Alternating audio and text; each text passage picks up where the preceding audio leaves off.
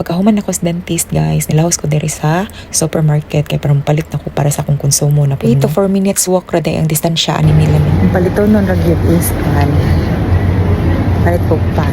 Oh nice kayo, hapit ng fiesta diri. Napa sila adorno guys. Kog duha. Wara.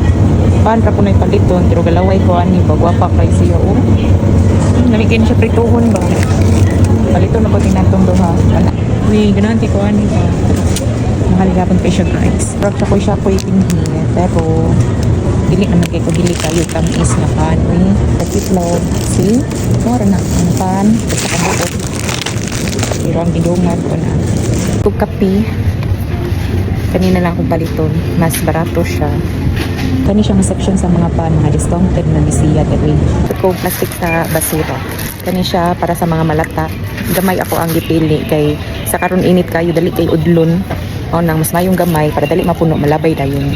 Color coding niya mga plastic sa basura diri guys. Ang kanang blue para na siya sa mga malata, kaning yellow orange o green o the rest kay para na siya sa mga dili malata. So I'm done. It's time to pay. Mag-pay na ta. Ang pan, so mauna na siya day, o di kita makalimot sa pagpasalamat sa tanang grasya nga atong nadawat. Bye!